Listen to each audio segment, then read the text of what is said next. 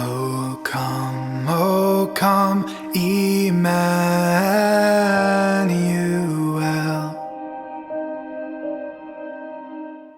Last week we saw the darker side of Christmas.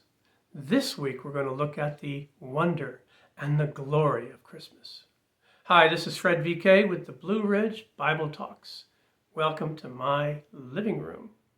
Now last week we saw that in Matthew and Mark and Luke is the escalating opposition to Jesus, which of course ends in his crucifixion, and then the resurrection. And John also has that same overarching story, but John starts in a different way with Jesus being called the Word. In the beginning was the Word, and the Word was with God, and the Word was God. Then the Word became flesh, and off we go into the story again, ending the same way. Now, when I ended the video, I said that all of these things, the mystery of how Jesus can be God himself, but with God, and then his humanity, and then the opposition, the death, the resurrection, the whole story, how that is right in the Old Testament. Yes, the roots of the story and the specifics of the story are right there. And what we're going to see is how glorious that is. But it is a wonder. It is a bit of a head scratcher. Now, if you'd like to follow along, which might be easier to understand what I'm trying to say, go ahead and pause the video, grab a Bible, come on back. Now we're in the prophecy of Isaiah, and we're going to be starting in chapter 51. But just to give you a running start, what is happening throughout the prophecy of Isaiah is that God is warning his people not to trust in other people, not to trust in alliances, certainly not to trust in idols, but to trust in God himself. He is the one who will deliver.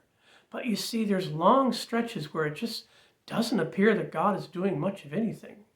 And this is what the prophet addresses here in chapter 51 and in through 53. Now let's pick it up here in Isaiah 51 and verse 5. My righteousness draws near. My salvation has gone out, and my arms will judge the peoples. The coastlands hope for me, and for my arm they wait. And then there's this call to God from the people. Awake, awake, put on strength, O arm of the Lord. Now let's take a second and think about this phrase, arm of the Lord. Now what it refers to, just the way it is used, is this is God himself in his might. This is the presence of God in his power. It's as if God is rolling up his sleeve to work his righteousness and his salvation. And that's what the people are complaining about. Where are you, God? Sounds kind of familiar in our day. But here is Israel saying, awake, awake, put on strength, O arm of the Lord. Awake as in days of old, as of generations of long ago. Was it not you who cut Rahab in pieces, who pierced the dragon? Now that is a reference to creation. Why that is, just drop me a note. I'd be glad to talk about it, but it'll take us too far afield right now. But it is a creation epic, and God is right there slaying all the forces opposed to him. And then, was it not you who dried up the sea, the waters of the deep, who made the depths of the sea a way for the redeemed to pass over? Didn't you do that, God? Where are you? Wake up! Now God responds. And this is in verse 11. And the ransom of the Lord shall return and come to Zion with singing. Everlasting joy will be upon their heads, and they shall obtain gladness and joy, and sorrow and sighing shall flee away. One of my favorite songs from the early years of my Christianity. Now, God is saying, this is going to happen. I am he who comforts you. And he goes on in verse 12, why are you afraid of people? They're just like grass. And verse 13, you're worried about people and you have forgotten the Lord your Maker, who stretched out the heavens, who laid the foundations of the earth, etc., etc. Verse 15, I am the Lord who stirs up the seas that its waves roar. The Lord of hosts is his name. And in verse 17, God says to Israel, wake yourself. Anyway, I'm going through that in some detail because we're filling out who is the arm of the Lord. The arm of the Lord, according to Isaiah, is another way of saying God the Creator, God the Redeemer, who brought the people out of Egypt through the Exodus. He is God who comforts. He's the God who brings salvation. Arm of the Lord, it's God. Now let's go to chapter 52. By the way, we're skipping so many beautiful things. It would be a great idea after this if you were to look at Isaiah 51 through 53 in its entirety, read it slowly, and think about it, because there's a lot here. But I am cherry picking those things that relate directly to our story today. Now we pick it up in chapter 52 and verse 6. Therefore, my people shall know my name. Therefore, in that day, they shall know that it is I who speak. Here am I. How beautiful on the mountains are the feet of him who brings good news, who publishes peace, who brings good news of happiness, who publishes salvation, who says to Zion, your God reigns. The voice of your watchmen, they lift up their voice. Together they sing for joy. For eye to eye they see the return of the Lord to Zion. Break forth together into singing, you waste places of Jerusalem. For the Lord has comforted his people. He has redeemed Jerusalem. The Lord has bared his holy arm before all the nations, and all the ends of the earth shall see the salvation of our God. Now, that's a promise. You see, he's going back and forth seemingly from past tense to future. And prophecies often work this way. They will talk about something to come as if it's a done deal already in the past. And we're going to see that a lot coming up in chapter 53. Now in chapter 52 and verse 13, we hear about the servant. Now Isaiah introduced the servant of the Lord back in chapter 42. And the servant can stand for all of Israel, or it can stand for the faithful remnant, those who remained true to Yahweh and did not worship idols. And it can refer to a single person. Now he's representing the whole, but he is very faithful. Now keep in mind, we are in a context in which Isaiah is telling the people that God is on the move to save. And God is on the move to reveal to the nations exactly who he is and what he's like. But so far, Isaiah has not told us how God is going to do that. Well, that's what happens now, chapter 52 and verse 13. Behold, my servant shall act wisely. He shall be high and lifted up and shall be exalted. Now let's put a pause on this, because the only other place in Isaiah where we hear of someone who is high and lifted up is in chapter 6 and in verse 1. Now this is the call of Isaiah. He is in the temple and has a vision of Yahweh high and lifted up, and the train of his robe filled the temple. And now the servant is being referred to in the same terms, high and lifted up. Could he be saying that the servant is in some fashion God himself? Behold, my servant shall act wisely. He shall be high and lifted up and shall be exalted. as many were astonished at you. His appearance was so marred beyond human resemblance, and his form beyond that of the children of mankind. Now, wait a minute. Are we talking about the servant here who is high and lifted up and shall be exalted? Somehow God himself. But wait a minute. Now he's a human, and he's a marred human. He's been beaten to a pulp, more so than the rest of mankind, humankind. So shall he sprinkle many nations. Kings shall shut their mouths because of him.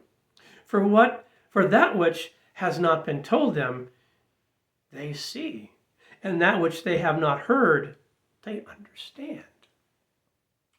What no eye has seen, what no ear has heard. This is the mystery of the servant coming to earth. Who would have thought that that could be? But that's exactly what is happening. 53. Who has believed what he has heard from us? Answer, no one. And to whom has the arm of the Lord been revealed? Okay, now we're back into familiar territory. The arm of the Lord, the Creator, the Redeemer, the one who brings salvation, the one who will be revealing the very nature of God to all the nations. Well, to whom has the arm of the Lord been revealed? For he, the arm of the Lord, grew up before him. What? Like a young plant and like a root out of dry ground. Now, wait a minute. Are you saying that this person, this servant, himself the arm of the Lord, the high and exalted one, he's God, and he's human? And he, this arm of the Lord, grew up before him, the Lord. Wait a minute. Are you saying he is God and he's with God? Yeah, that's what Isaiah is telling us. That's what John makes very specific in the first verse of his gospel. And the Word was with God, and the Word was God. So here it is, the same thing in Isaiah. But he's a human, for he grew up before him. Like a root out of dry ground, he has some beginnings. He had no form or majesty that we should look at him, and no beauty that we should desire him. Much to the contrary, he was despised and rejected by men, a man of sorrows and acquainted with grief, and as one from whom men hide their faces. He was despised, and we esteemed him not. That sounds awful familiar. The darker side of Christmas. Every gospel brings this out. Well, here it is prophesied by Isaiah that that's what's going to happen. So let's think about this for a second. God in all his glory comes down as a human being. And people go, who cares about you? They don't like him. He's a man of sorrows, acquainted with grief. Now the surprise is in verse 4. Surely he has borne our griefs and has carried our sorrows. That's why he's acquainted with it.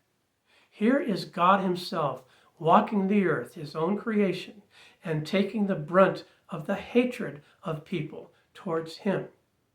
Again, John, he came to that which was his own, and his own did not receive him.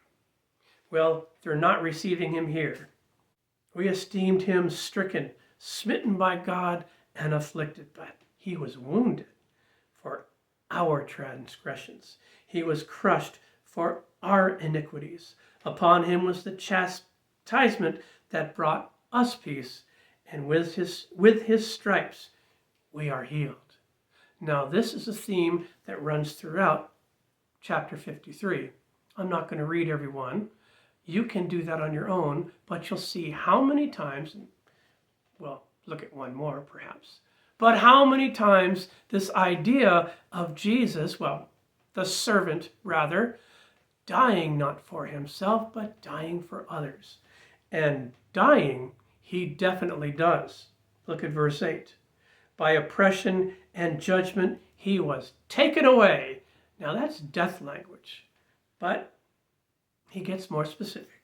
He's taken away. And as for this generation, who considered that he was cut off from the land of the living? Now, when you're taken away, when you're cut off from the land of the living, you are quite dead. And it goes on. And they made his grave with the wicked and with a rich man in his death. Yes, the very focus of the New Testament, God coming to earth in flesh and being opposed and killed. It's right here in Isaiah. The New Testament is actually presenting itself as the fulfillment of this. Let's go down to verse 11. Because he's dead, does he rise? Once again, out of the anguish of his soul he shall see. The NIV adds, see the light. He will see and be satisfied. By his knowledge shall the righteous one, my servant, make many to be accounted righteous, and shall bear their iniquities. Therefore I will divide him a portion with the many, and he shall divide the spoil with the strong, because he poured out his soul to death and was numbered with the transgressors. Yet he bore the sin of many and makes intercession for the transgressors. This is what the servant of God did. This is what God himself did through the person of the servant. This is who Jesus is. This is who came to visit us on Christmas. And that's the wonder of it, that God would take on humanity personally and take on the full brunt of opposition to himself to the point of him dying for us and then rising again. That is the glory of Christmas. So this Christmas season, as you think about things, as you open gifts and as you sing carols, go to church services, whatever you're doing, keep in mind that it's all about this wonder of who it is who came to earth and loved us so much that he took our place in the death we deserved so that we can live. And he always lives to make intercession for us. The one who died for us and rose again is praying for us. Here's the wonder. Here's the glory of Christmas. God bless. Come, O come, Emmanuel, and ransom captive Israel.